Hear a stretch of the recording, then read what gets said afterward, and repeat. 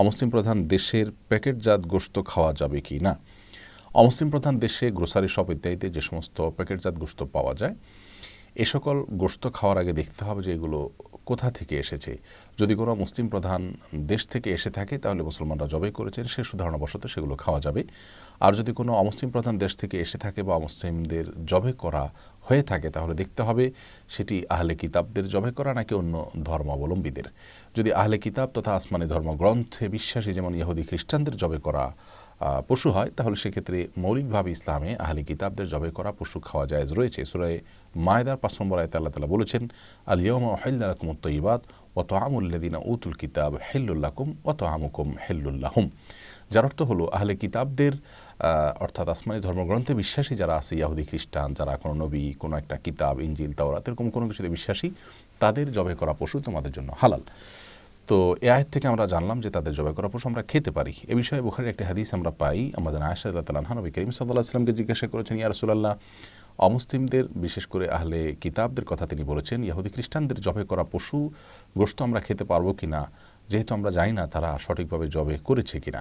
এখানে উল্লেখ্য যে অমুসলিম অর্থাৎ আহলে কিতাবদের জবাই করা পশু খাওয়া যাবে, শর্ত হলো তারা যদি আল্লাহর নাম নিয়ে জবাই করে থাকে এবং তারা যদি জবের ক্ষেত্রে যে রগ কাটতে হয় মিনিমাম, সে রগ যদি কেটে থাকে, অর্থাৎ জবের যে শরঈ পদ্ধতি আছে সেটা তারা অবলম্বন করে থাকে, তখন তাদের জবাই করা পশু খাওয়া যাবে।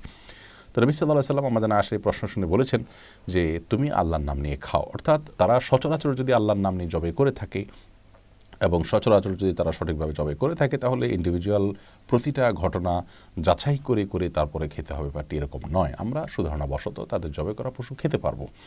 তবে কোনো আহলে কিতাব যদি আল্লাহর নাম নেয়ার প্রচলন যদি তাদের মধ্যে না থাকে, অথবা তাদের মধ্যে যদি সঠিকভাবে জবাই করার বিষয়টি তারা সেরকম গুরুত্বের সাথে না দেখে, তাহলে তাদের জবাই করা পশুর গোশত খাওয়া যাবে না।